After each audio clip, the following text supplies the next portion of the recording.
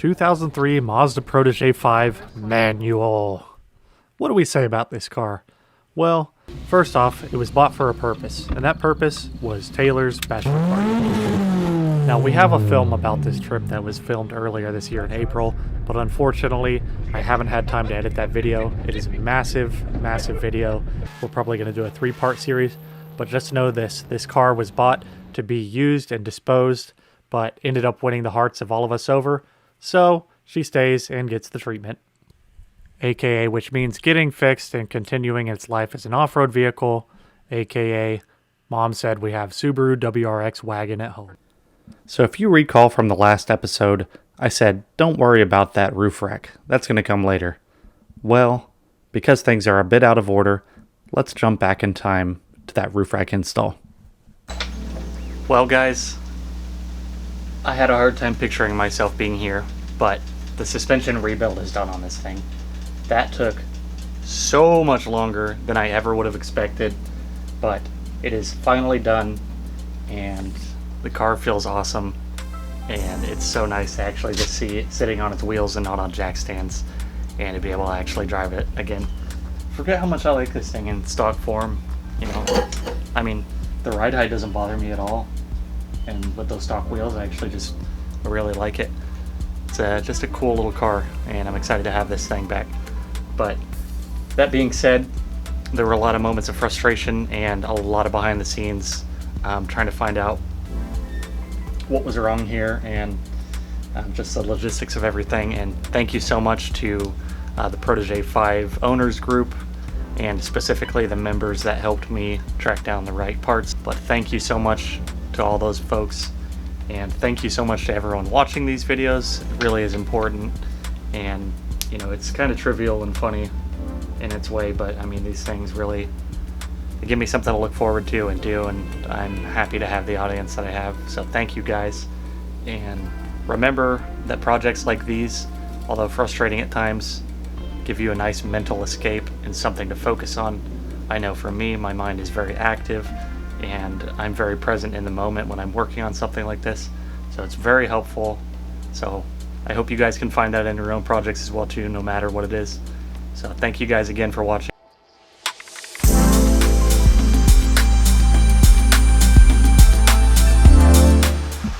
So this is just a simple Harbor Freight roof rack. Incredibly easy to install, instructions were very straightforward, and overall a pretty nice kit for $100. It only took about 10 to 15 minutes to install.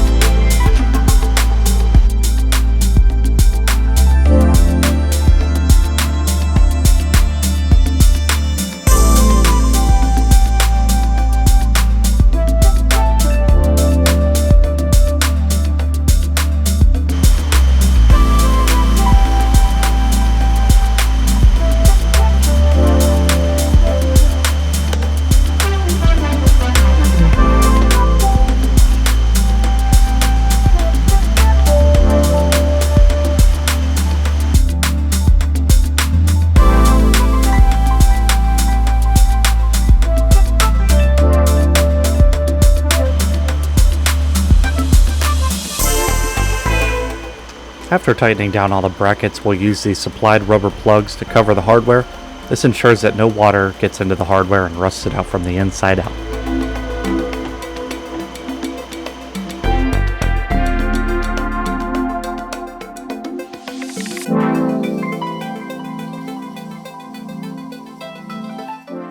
Now, I don't know about you all, but I feel like this roof rack really just ties the look of this car together and kind of brings that overlanding element to it. I really love the way it looks. With that done, it's time to turn our attention towards this rear spoiler. It started coming up on one side, so we've got to do something about that.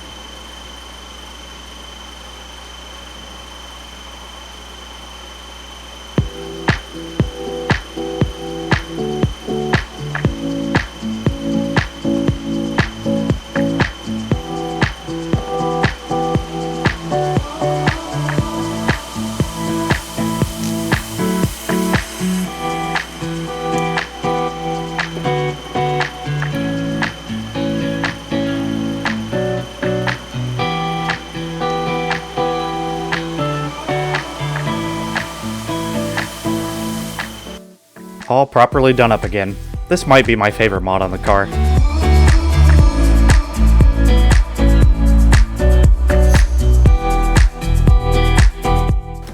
So one thing that I feel really uncomfortable doing is mudding a car and then putting my dirty feet all over the nice carpet. So to avoid that, we're going to go ahead and install these Motor Trend rubber floor mats. Yes, that is right, you heard it. Motor Trend makes floor mats. Well, probably more likely they just license out their name to a company that manufactures them. But they seem really nice quality, and these trim to fit styles are really helpful for different cars that you can't really find aftermarket solutions for that are a direct fit. So we'll be taking this out of the car, trimming it, reinstalling it back in the car, and making sure that fitment is okay.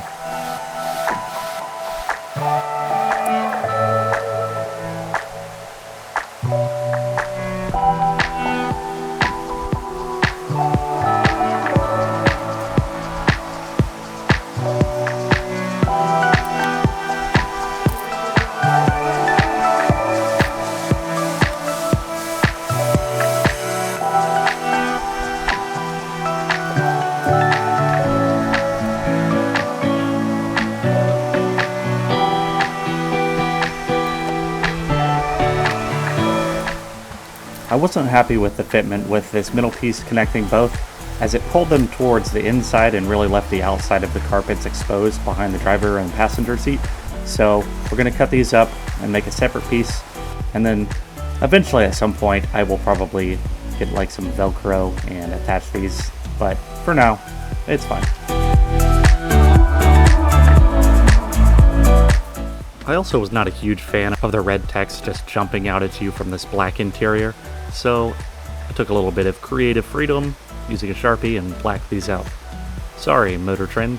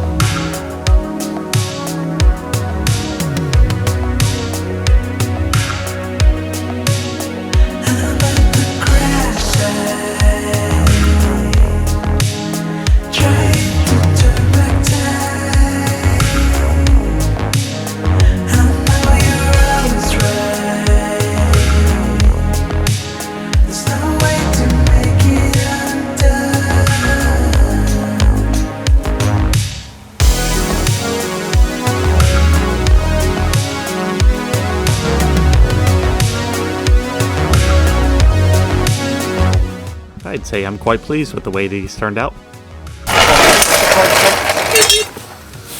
What's up? Alright, here we go again, working on this wonky piece of... So we've got a couple things to do. Number one, we have an under tray. It needs to go on in some way. It's a two-piece.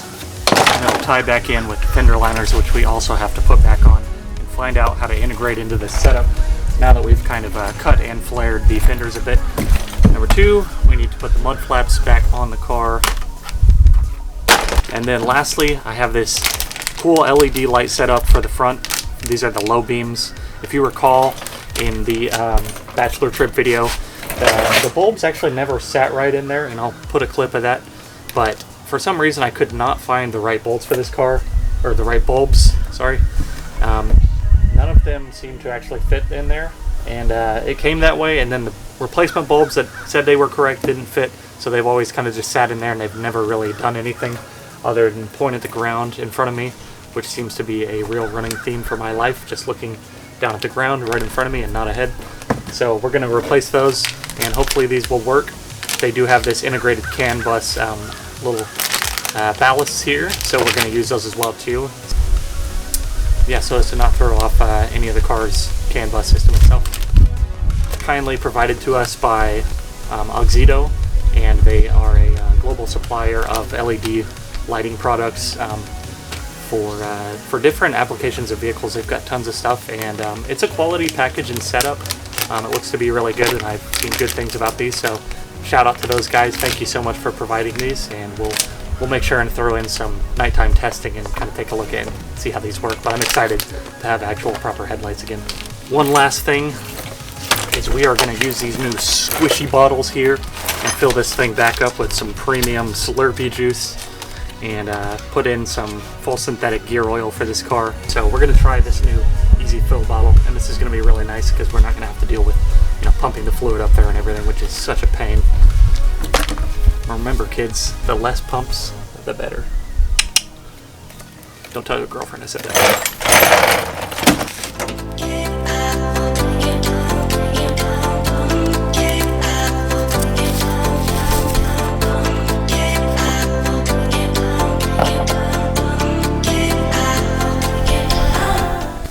Interesting.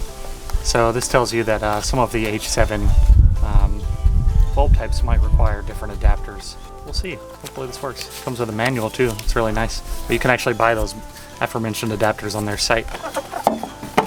And you know, everything looks to be really nice. Has O-rings and some of the smaller zip ties for you to kind of zip tie these setups out of the way. But here we go. Wow, these are quite nice looking. Very very quality feeling as well too. Nice integrated fan design on there too. Yeah, this is a really nice little setup. These are metal as well too, with a really great finish. I'm genuinely surprised by these.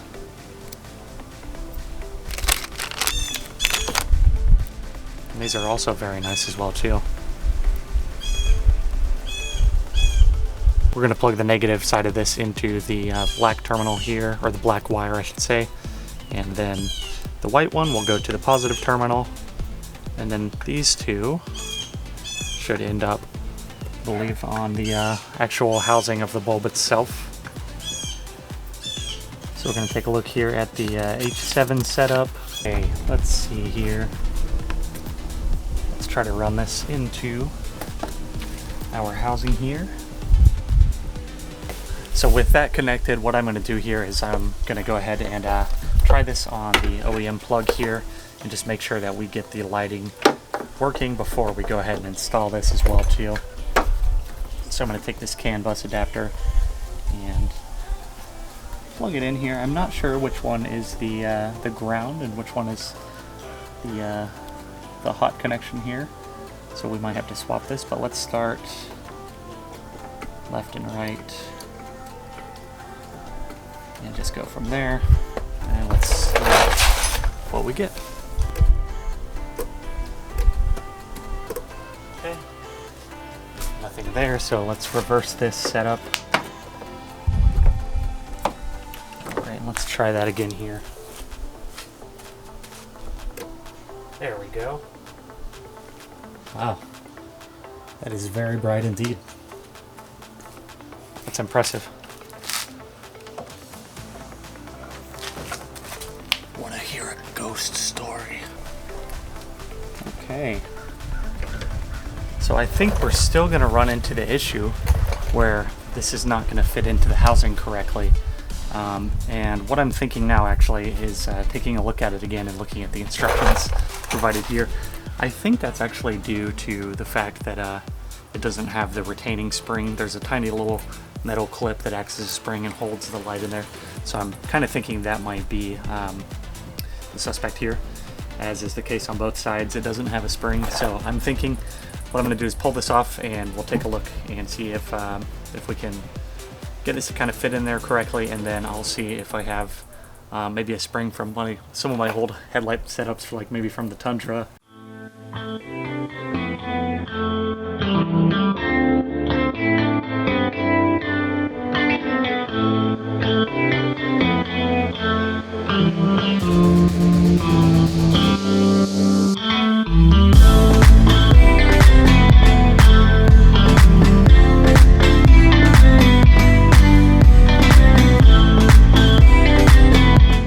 So you can definitely tell by the setup here that there's supposed to be a spring that pushes against the back of the bulb and holds it in place. That little spring goes across this little bracket and is held in place by those screws. And I'm wondering if it's in here, because I hear something. But I can't tell. I don't think it is. Nope. What was that? Oh, just a really rusty drill bit for some reason. Or not drill bit, but screwdriver. So I unfortunately couldn't find any of those bulb retaining clips, so I ended up using a bit of safety wire and rigging it from one side of the clip holder to the other to ensure that the bulb didn't move around or fall out. It actually ended up working pretty well.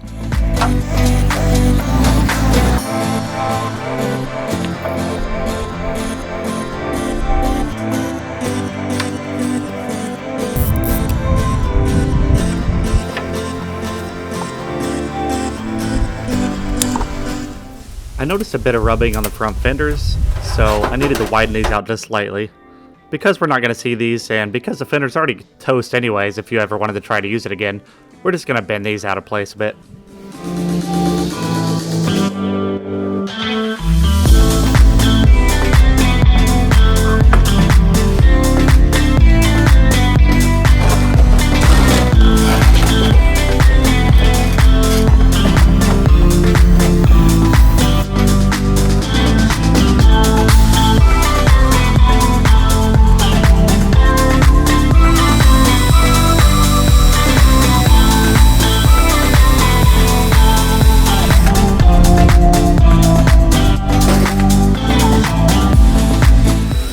With these newly cut holes in the fender and the fender liner itself, we're going to zip tie these up and out of the way to secure them from the tire hitting them and breaking them.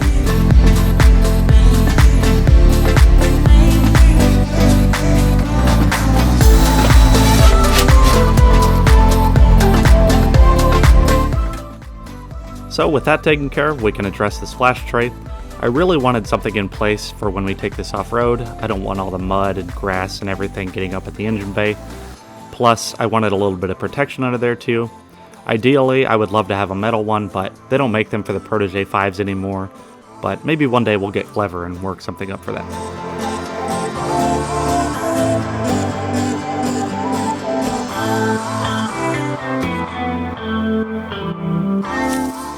So, as we all know, the lighting is kind of important to off-roading. So, knowing where you're going, it's kind of important, you could say. It's probably up there with, living. So that puts me on the topic of what do we do for extra lighting when we're far off the grid. So that leads me to the next item that we were going to install.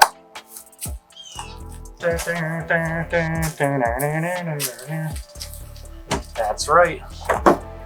Light bar. LED light bar. Now, the kind folks over at LASFIT, LASFIT, I don't know how we say it, tomato, potato, even though that's not how that saying goes. They have provided us with this really nice slim LED light bar and have given us the opportunity to run this on the Protege. They actually wanted to know what vehicle we were going to install it on, and they were hopeful that we'd put it on the Tundra. I said, no, listen. That would make far too much sense. We need to put this on something far crappier and far less used for this purpose. So let's crack this open and take a look at what they gave us. All right, so pretty nicely packaged in here. There we go. I'm too lazy to count how many lights this actually is, but that's a lot in there. That's at least more than 3. And I'm not a smart man. But this is extremely nice. It is it's very slim. It's got a really nice kind of durable powder coat to it, and looks to be really high quality. So I'm excited for this thing.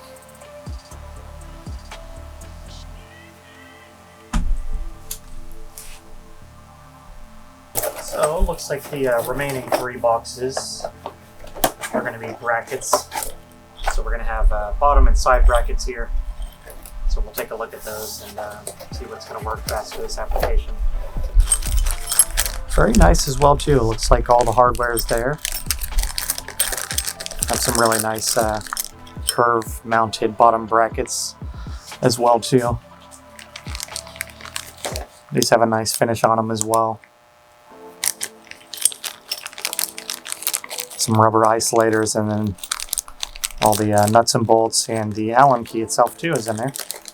Another bottom bracket set there, and then this is a side bracket, and then here are our lovely finished powder coated black side brackets. So even though this is a car that I don't really give too much of a damn about in a lot of ways, I still kind of do, and I don't necessarily want to drill through the roof to do this and install it. That's just gonna open up the literal hole for more problems, including water leaking into the cabin itself. So I'm gonna look at another option of running it down kind of the A-pillar and trying to blend it in and see if we can make something work out of that. But let's take a look at the wiring first. Of course, here is our wiring kit, complete with relays and nice harness here, harness plug to quick disconnect the bar itself, and fuses and everything. So this is really nice all-in-one setup. It's pretty long, give you a lot of cabling here, so as to make this job nice and easy for you.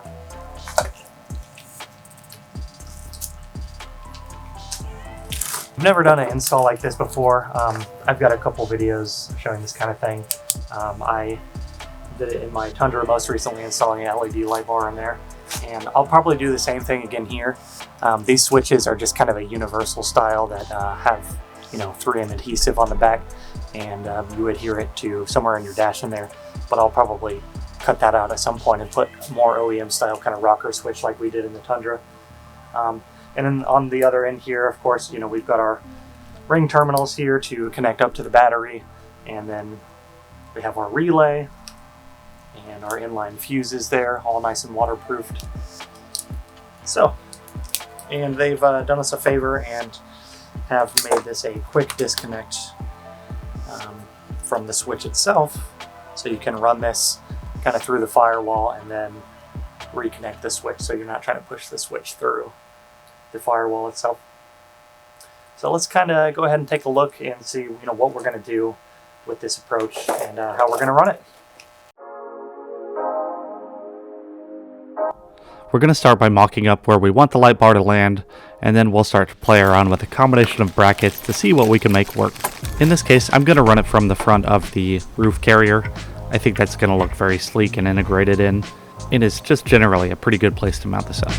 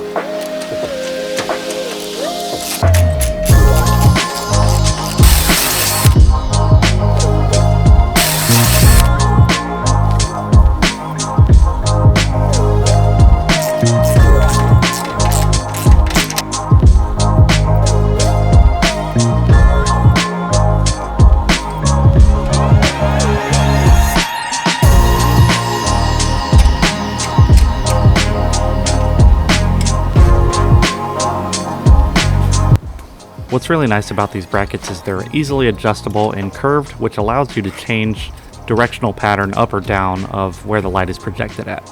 It's a really clever design.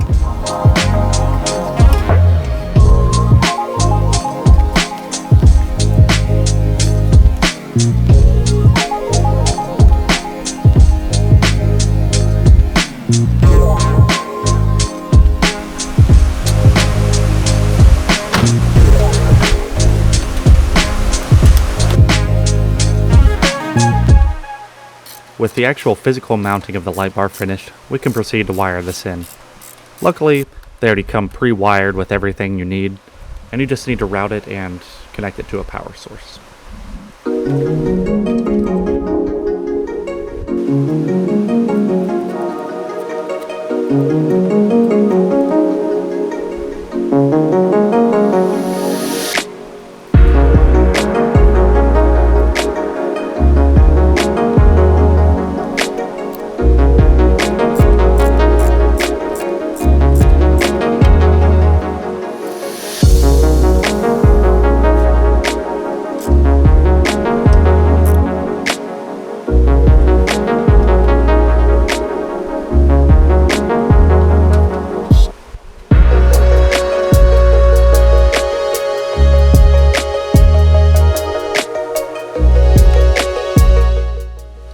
I'm incredibly impressed at how bright this is, even during the daylight.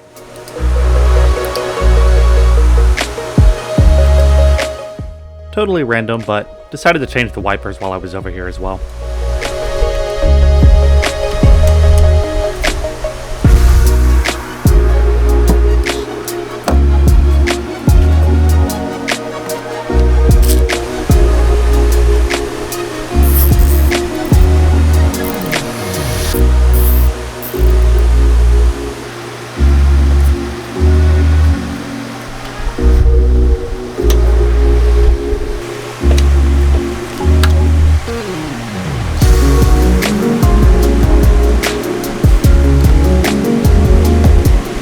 So these next few parts are going to be quite interesting as I find a way to route the wiring and keep it from flopping around in the wind, but also devise a way to run it to the engine bay without actually drilling through the roof or anything like that.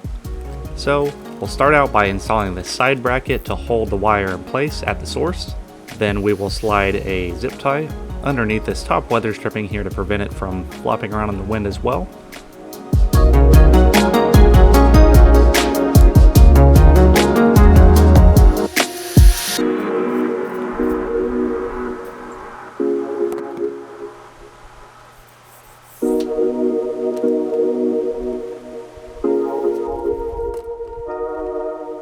So lastly, we're going to do something very interesting here.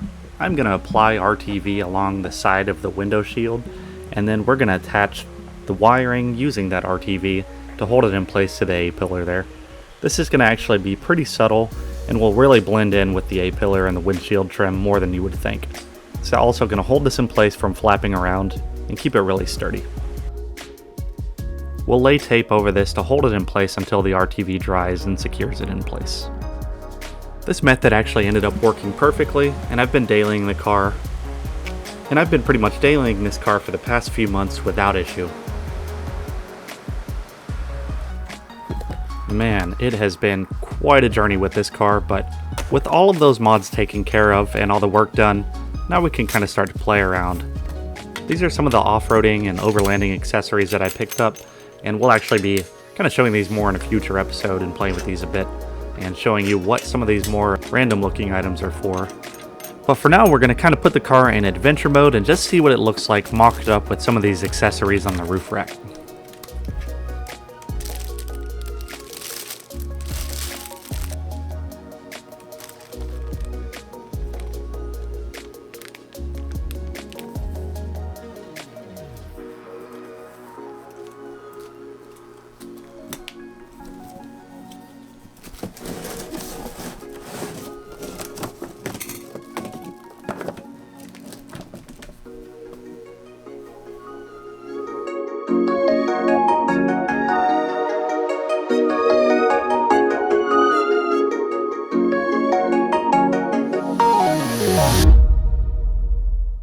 Alright, with all these modifications done and the lighting system upgrade completed, let's go ahead and put a wrap on this and go check those lights out.